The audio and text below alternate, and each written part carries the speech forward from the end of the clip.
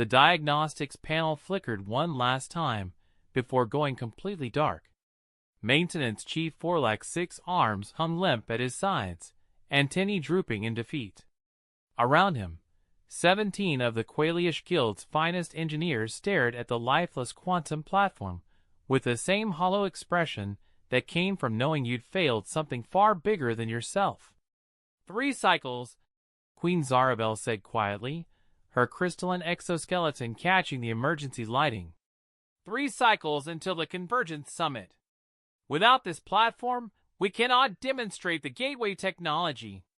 Without the demonstration, the Coalition will not approve expansion into the neutral zones.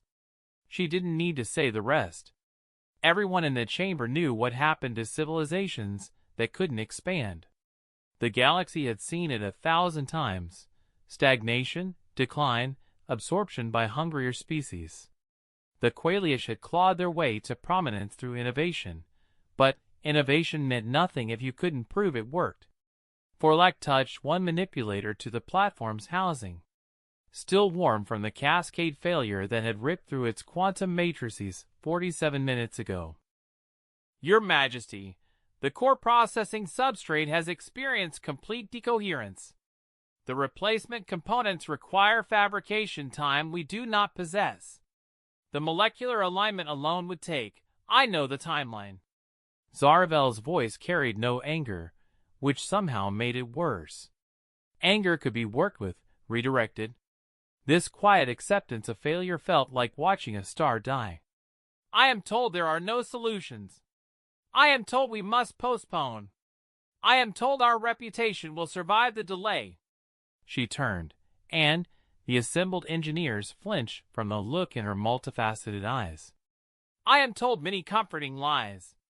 The chamber fell silent except for the hum of backup systems and the distant thrum of the station's gravitational stabilizers. Outside the reinforced windows, the Qualish primary world turned slowly beneath them, home to 14 billion souls whose future had just contracted significantly. Then, the door hissed open. Zaravel didn't turn immediately, assuming it was another advisor coming to deliver more bad news wrapped in diplomatic language. But Forlak's antennae shot straight up, and 3 of the senior engineers made a gesture of profound confusion. The human walked in like he belonged there. He wasn't particularly tall by human standards, dressed in the generic gray coveralls that marked him as station maintenance, the lowest tier of worker, the ones who fixed atmospheric processors and cleaned waste recyclers.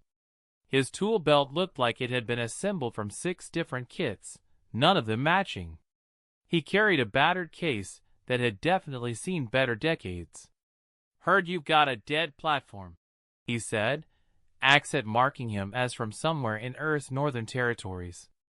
Mind if I take a look? The silence that followed could have frozen hydrogen.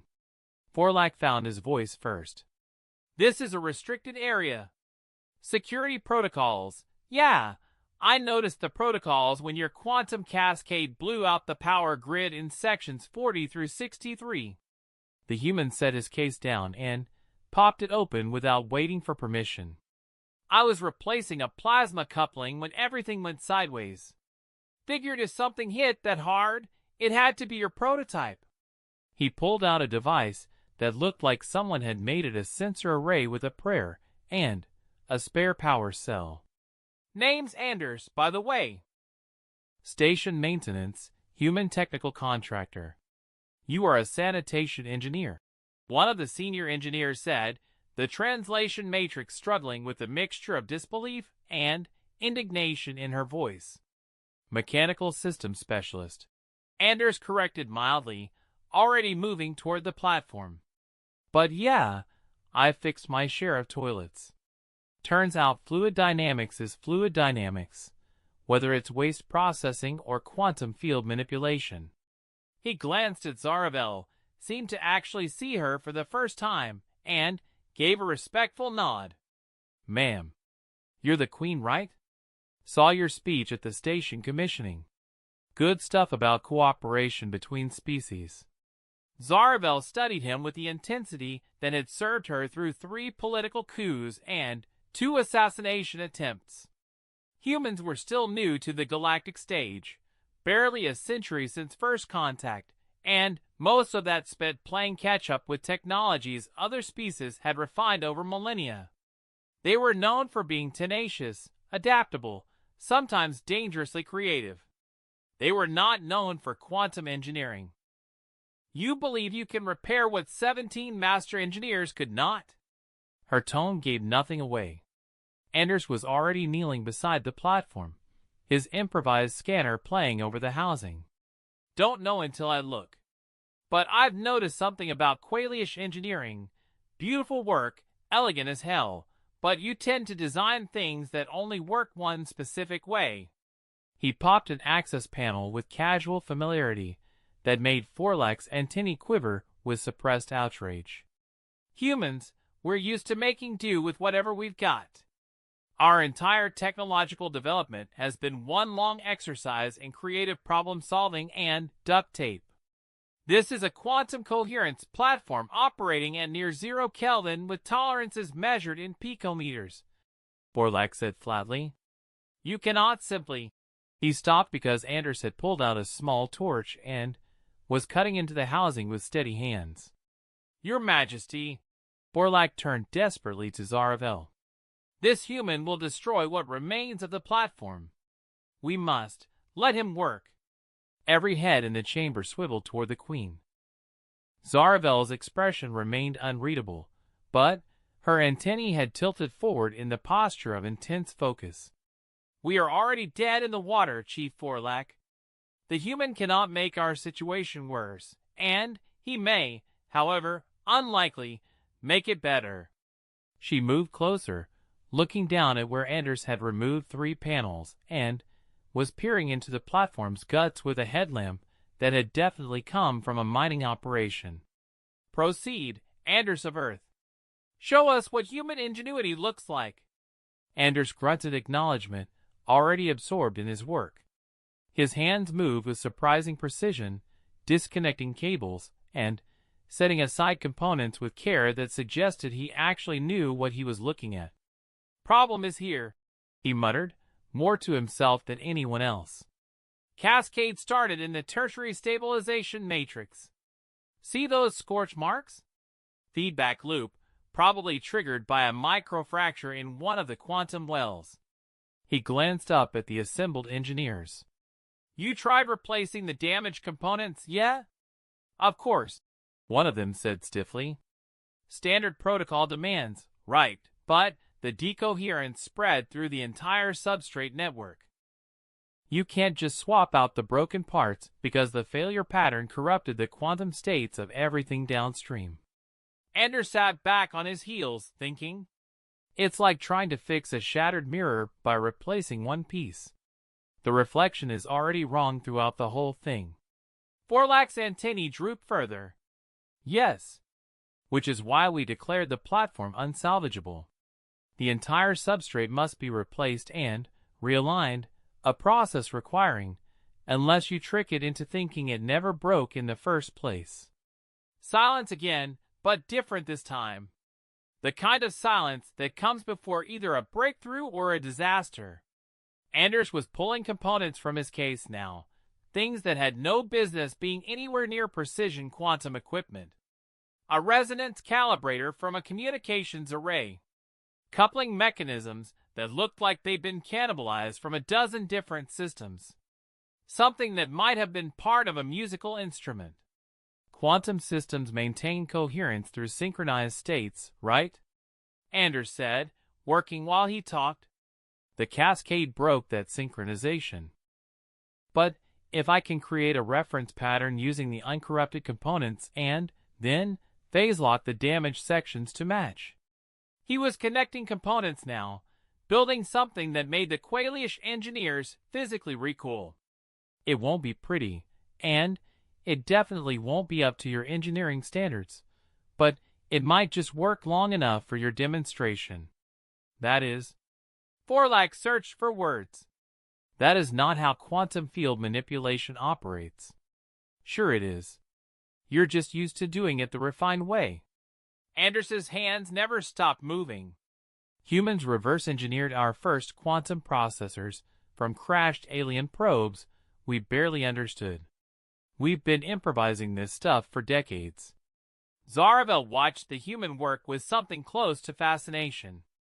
Around her, the senior engineers radiated disapproval, but none of them moved to stop him. Perhaps because they were too shocked. Perhaps because somewhere deep down, they were curious to see if the impossible might happen. Anders worked in focused silence for several minutes, his improvised assembly growing more complex and simultaneously more chaotic looking. Finally, he sat back and wiped sweat from his forehead. All right. Moment of truth. When I activate this, it's going to attempt to reestablish quantum coherence across the damaged substrate by using the working components as a template. Either it'll work or, he shrugged, or it'll fail spectacularly and we'll all look stupid. Fair warning. Activate it, Zaravel said immediately. Anders didn't hesitate. His finger hit the activation stud. For 3 heartbeats, nothing happened. Then, the platform hummed to life, panels lighting up in sequence, the familiar harmonic resonance of a functioning quantum system filling the chamber. Diagnostic readouts flickered across screens, showing coherence levels climbing from 0 to operational range. Not perfect, the graphs showed instabilities that made the Qualish engineers wince, but functional. Absolutely, impossibly functional. Vorlak stared at his instruments like they'd personally betrayed him. The quantum coherence is holding. Fluctuating outside acceptable parameters, but holding. He looked up at Anders with an expression mixing shock and something that might have been respect. How did you know that would work?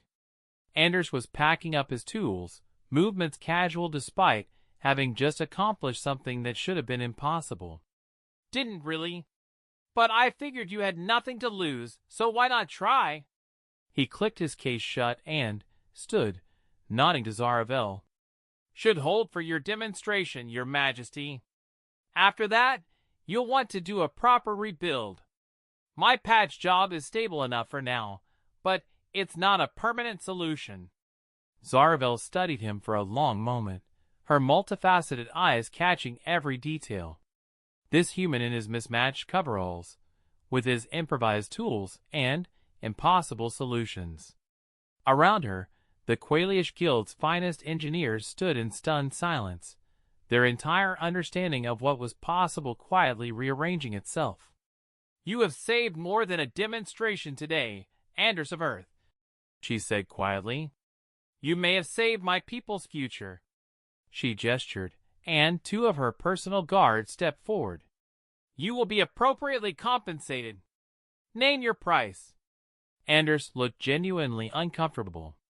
Honestly, ma'am, I was just doing my job. Station maintenance means keeping the station running. Your platform going down affected 63 sections. Fixing it was fixing the problem. Nevertheless. He hesitated, then shrugged. If you're serious, there's a secondary school in the human quarter that's been requesting better educational equipment. The kids are learning quantum basics on simulators that predate first contact. If some of that compensation could go toward getting them proper gear. He trailed off, looking almost embarrassed. Zaravel's antennae lifted in what humans would have recognized as a smile. It will be done. And Anders? She waited until he met her eyes. The Qualish do not forget those who aid us in desperate times. You will find doors open to you that were closed before. After the human had left, escorted by guards, who now treated him with visible respect, Vorlak approached his queen. Your Majesty, I must apologize for our failure. That a maintenance worker succeeded where you failed because you were bound by what you knew to be possible, Zaravel said, still watching the platform's readouts. The human succeeded because he didn't know it was impossible, so he simply did it anyway. She turned to face her chief engineer. There is a lesson here, Forlac. We have become so refined in our methods that we've forgotten how to be adaptable, how to improvise, how to see problems from angles we've never considered. She looked around the chamber at her finest engineers, seeing them truly for perhaps the first time. Brilliant, yes. Skilled beyond question. But locked into patterns of thinking that had calcified over generations. The humans have been in space for barely a century, she continued. They are crude by our standards, unrefined, often reckless. And yet, she gestured at the functioning platform, held together by what was essentially sophisticated jury-rigging. And yet they possess something we may have lost. The ability to look at the impossible and see only an interesting problem to solve. Outside the windows, the Qualish homeworld continued its slow rotation. But inside the chamber, something had shifted. Not just the platform humming with borrowed life, but something deeper.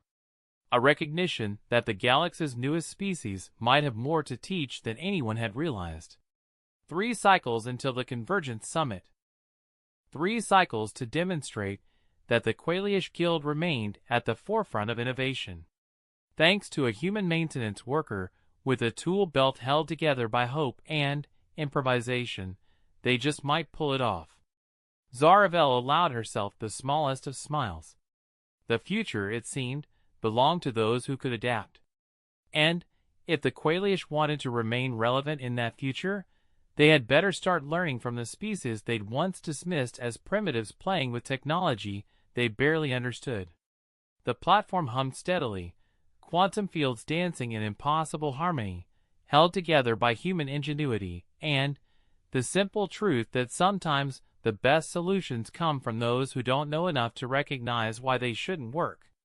In the human quarter of the station, Anders returned to his scheduled maintenance, already thinking about the plasma coupling that still needed replacing. Behind him, he'd left an entire civilization quietly reconsidering everything they thought they knew about innovation. And, in the royal chambers, Queen Zaravel began drafting a proposal that would change the relationship between the Qualish Guild and humanity forever.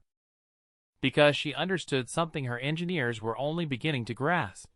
The species that could fix the unfixable with nothing but creativity and determination was a species worth investing in. The galaxy, after all, had room for more than one kind of genius. The demonstration chamber filled rapidly as the appointed hour approached. Delegates from 47 coalition species arranged themselves according to protocols that had evolved over millennia, each positioned to maximize their species' perceived importance while maintaining the intricate web of diplomatic relationships that kept the galactic community functional. The air processors worked overtime, adjusting atmosphere composition to accommodate everything from methane breathers to crystalline entities that existed partially in dimensions humans still couldn't fully perceive. Anders stood in the observation gallery, feeling profoundly out of place in the formal station uniform someone had insisted he wear. It fit poorly. Human proportions apparently hadn't been fully integrated into the station's fabrication systems, and the rank insignia felt wrong on his chest. 3 days ago, he'd been a maintenance worker. Now he wore the markings of a technical consultant, a title that had appeared in his personnel file without explanation along with a pay grade that had made him check the numbers twice. "You should be down there," a voice said beside him. Female, human, with a crisp accent of someone from the European Federation districts. He turned to find a woman in actual formal attire, the kind diplomats wore, regarding him with amusement. "You're the reason this is happening. I fixed a machine," Anders said. "Hardly seems like grounds for ceremony. You fixed a machine that 17 master engineers declared unsalvageable. You did it in 40 minutes with equipment you pulled from a maintenance locker. And in doing so, you prevented a diplomatic catastrophe that would have set Qualish coalition relations back a generation." She extended her hand. "Ambassador Chun, Earth Diplomatic Corps. I've been asked to keep an eye on you." They shook, and Anders tried not to show his discomfort. That sounds ominous. Only if you plan to start any interstellar incidents. Chen's smile suggested she was joking, but her eyes remained serious. What you did has rippled further than you realize, Mr. Anders. The Qualish are not a species prone to public displays of gratitude, yet Queen Zaravel specifically requested your presence at this demonstration. Do you understand what that means? Below them, the demonstration chamber had quieted. Queen Zaravel entered, followed by her guard and, what Anders now recognized as the Qualish Council of Innovation, the highest-ranking engineers in their entire civilization. She moved with the controlled grace of someone who knew every eye in the chamber was tracking her. It means I made things politically complicated? Anders guessed. It means you become a symbol. Chen corrected. Human ingenuity. Human adaptability. Our species has been fighting for recognition in the coalition for decades, trying to prove we belong at the table despite being relative newcomers. You just gave us leverage we didn't have before. She paused. No pressure. The demonstration began before Anders could formulate a response. The quantum platform, his quantum platform, though he still couldn't quite think of it that way, occupied the chamber center, surrounded by sensor arrays and monitoring equipment that probably cost more than a small moon. Holographic displays materialized throughout the space, showing technical readouts and scripts from a dozen different languages. Zaravel's voice carried through the translation systems with perfect clarity. Honored delegates, the Qualish Guild presents the culmination of 3 generations of research. The Quantum Gateway platform you see before you represents a fundamental advancement in our understanding of spatial manipulation.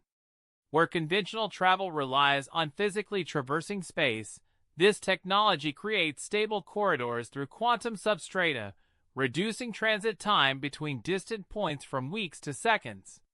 The platform activated, its hum felt as much as heard. Space above it began to ripple, reality folding in on itself in ways that made Anders's eyes hurt if he looked too directly. Sensor readings cascaded across the displays, showing coherence levels that the Qualish engineers had probably been dreaming about. The applications are immediate and profound, Zaravel continued. Trade routes that currently require convoy protection through contested regions become obsolete. Emergency response times across stellar distances collapse from impossible to trivial. Colony establishment in distant systems becomes practical rather than theoretical. The rippling space stabilized into something that looked disturbingly like a tunnel to nowhere, perfectly circular, its edges defined by mathematics rather than matter. This is not theoretical. This is functional. And it is ready for coalition integration. A murmur ran through the assembled delegates. Anders didn't need to understand alien politics to recognize the significance. This was the kind of technology that reshaped civilizations. However, Zaravel said, and the chamber quieted instantly. This demonstration almost did not occur. 3 cycles ago, a critical failure cascade rendered this platform inoperable. Our finest engineers declared it unsalvageable within our timeline.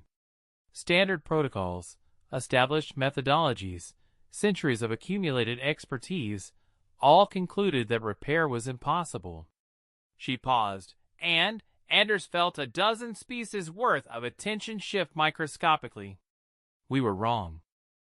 Not about the damage, but about the solutions available to us. On the displays, footage appeared showing the platform's interior in its failed state, fried components, scorch marks, the physical evidence of catastrophic malfunction.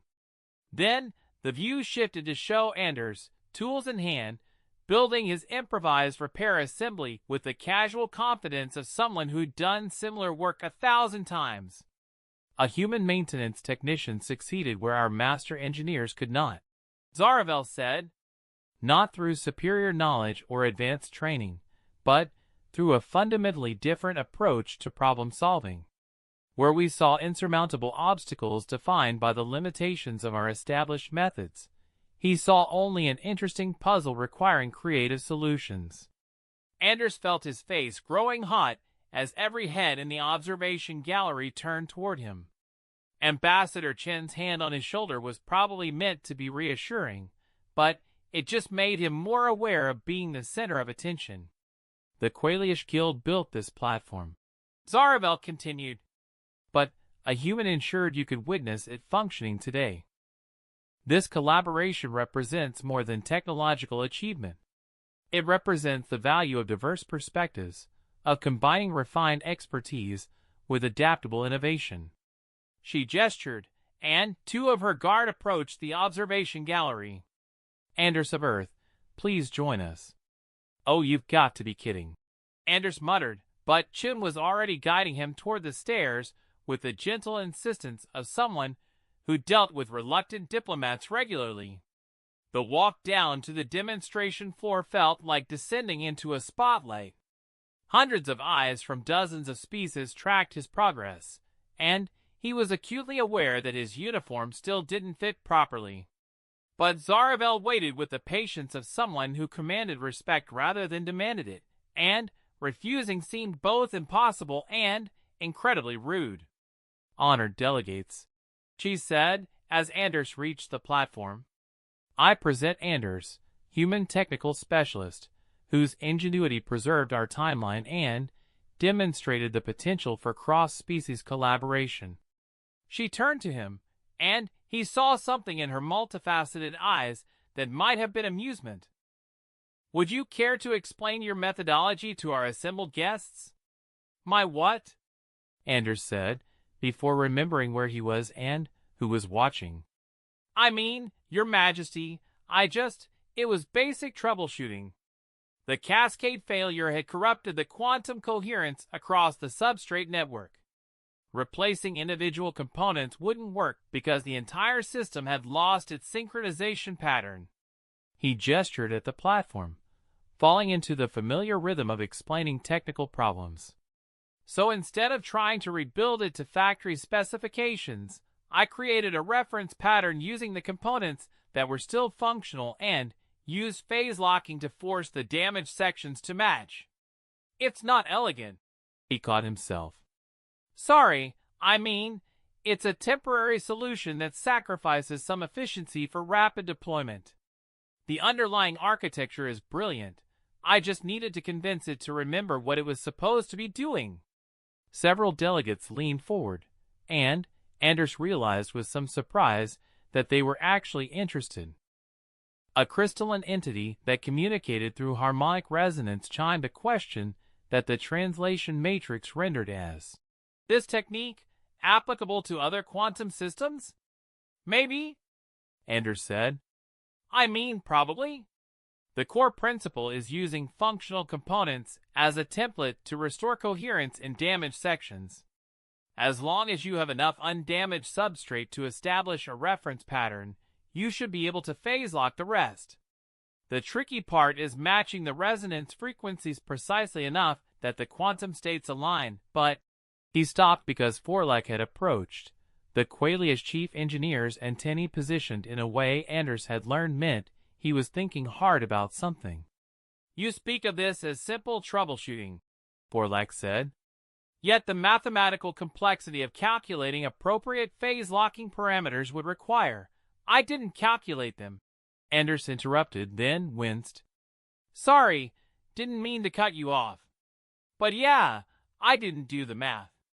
I improvised based on resonance feedback, adjusting parameters until the harmonic patterns aligned. Took maybe 15 minutes of trial and error.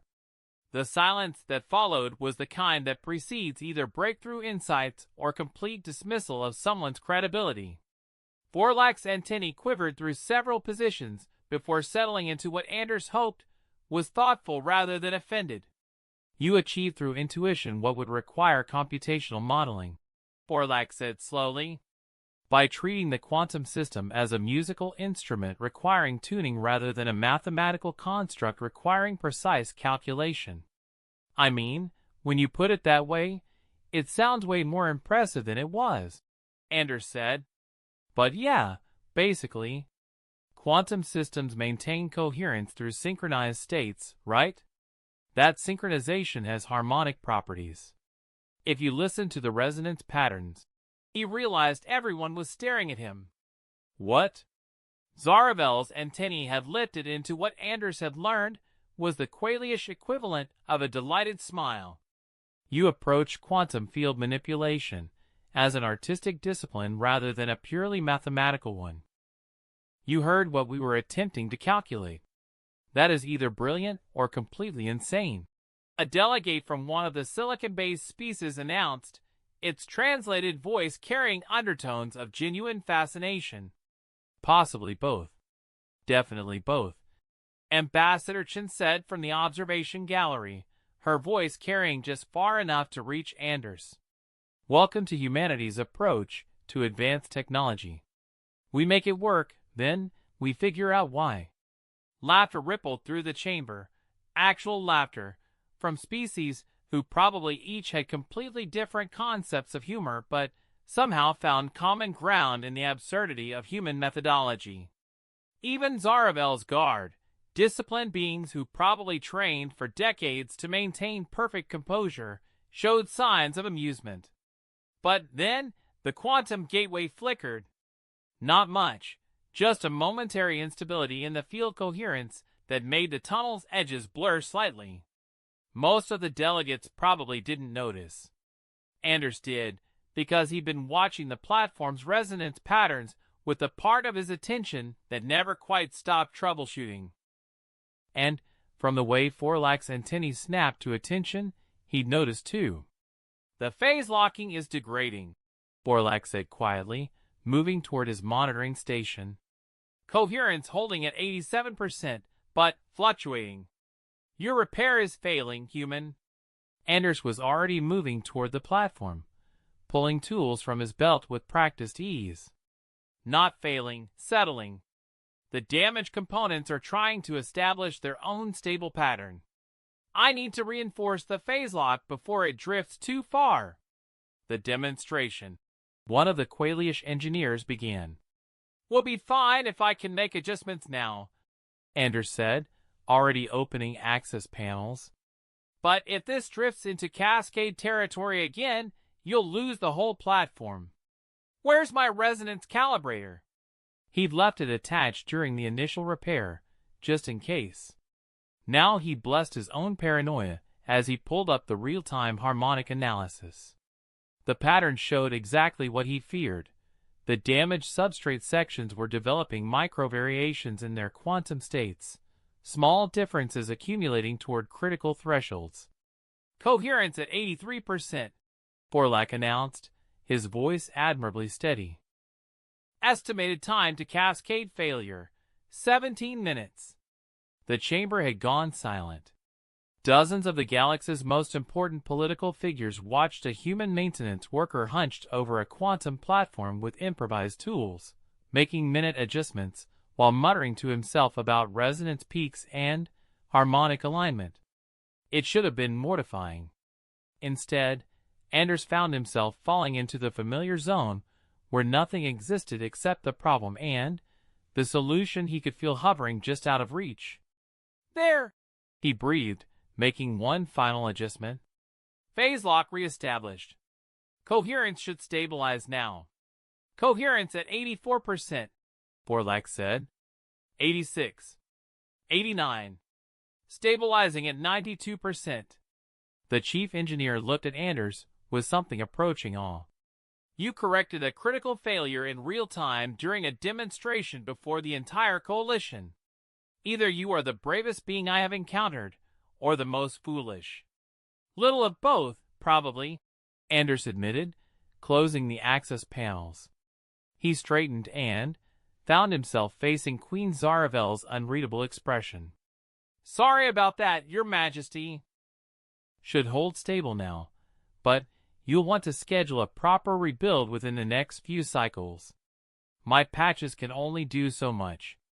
Zaravel regarded him for a long moment, then turned to address the assembled delegates. What you have just witnessed is precisely what I wish to demonstrate. Not merely the platform's capabilities, but the value of human innovation. Anders did not hesitate. He did not convene committees or request authorization.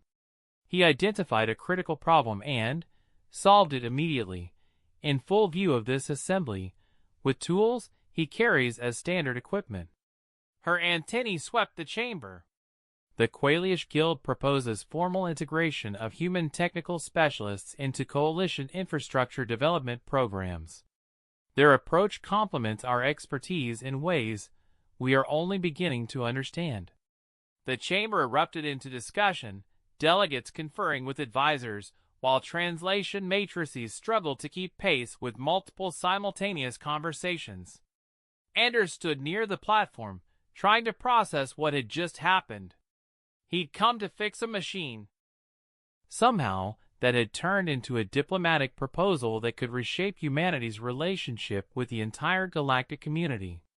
Ambassador Chen materialized beside him, her expression caught between pride and exasperation. Congratulations, Mr. Anders. You've just become the poster child for human-alien cooperation. How does it feel? Like I should have stayed in bed this morning, Anders said honestly. I just wanted to fix the power grid. You fixed much more than that. Chen nodded toward where Zaravel was deep in conversation with what looked like senior coalition representatives. The Qualish don't make proposals like this lightly.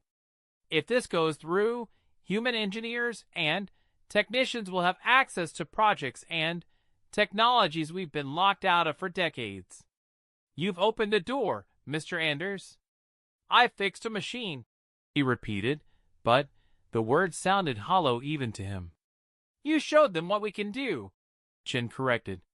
You demonstrated that humanity brings value to the table beyond just raw numbers or military capability.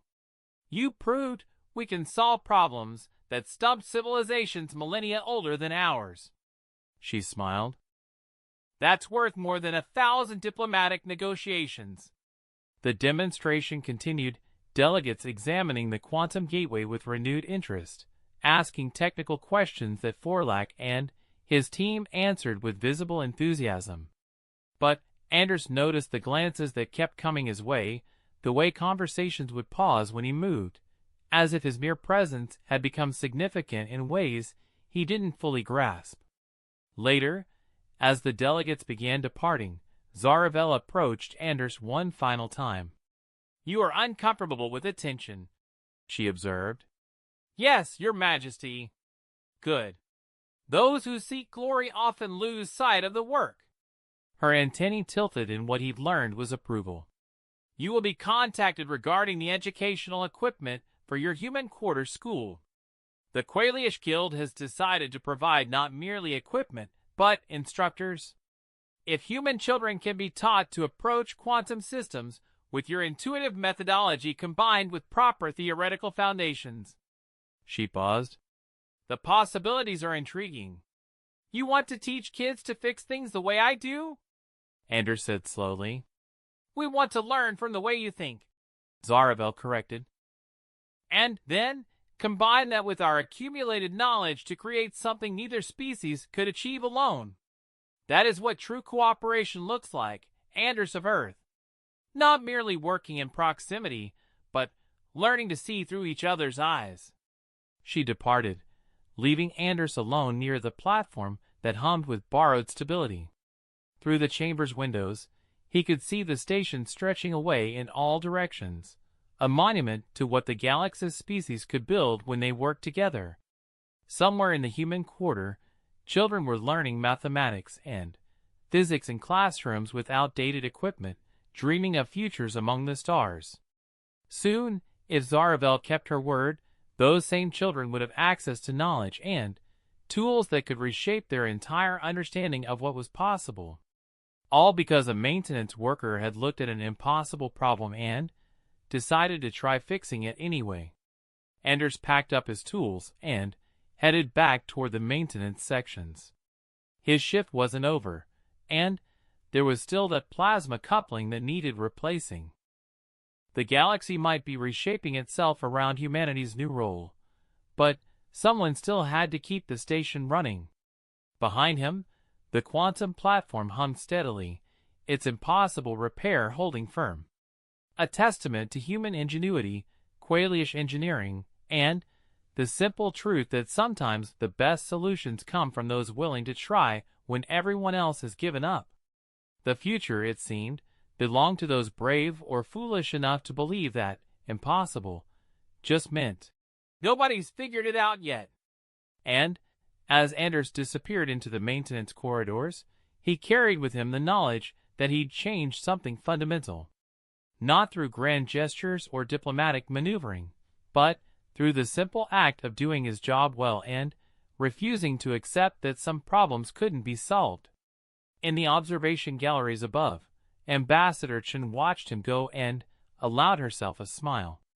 Humanity had fought for recognition, for respect, for a seat at the galactic table. They'd sent diplomats and scientists, soldiers and explorers, each trying to prove that Earth's children deserved to stand among the stars. In the end, it had taken a maintenance worker with a tool belt and an improvised solution to show the galaxy what humans could really do. The coalition would vote on Zaravel's proposal within the cycle. Chen had no doubt how that vote would go. She'd seen the delegates' faces, heard their questions, felt the shift in how they regarded humanity. Anders had given them proof that couldn't be argued away, practical, immediate, undeniable proof that human innovation had value. The station hummed around her, alive with the work of 1,000 species building something greater than any could achieve alone. And now, finally, humanity had secured its place in that grand collaboration. Not as newcomers to be tolerated, but as equals with unique perspectives worth integrating. All because one human had looked at a dead quantum platform and decided to fix it. Chen turned away from the windows, already composing the report she'd send to Earth. The diplomatic corps needed to know what had happened here, needed to understand how one maintenance worker had accomplished what years of careful negotiation couldn't. But, as she walked through the station's corridors, she found herself thinking about the children in that human quarter school, about what they might accomplish with proper equipment and Qualish instructors, about the next generation of humans who would grow up taking their place among the stars for granted, who would learn to combine human adaptability with alien expertise from their earliest years. Anders had opened a door. What humanity built on the other side of it would define their species' future for generations to come. The quantum platform hummed in its chamber, holding reality bent into impossible shapes, maintained by human ingenuity and alien engineering working in harmony. A symbol of what cooperation could achieve. A promise of what was yet to come. And, in the maintenance sections, Anders replaced a plasma coupling and thought about taking a nap. He'd earned it .3/3.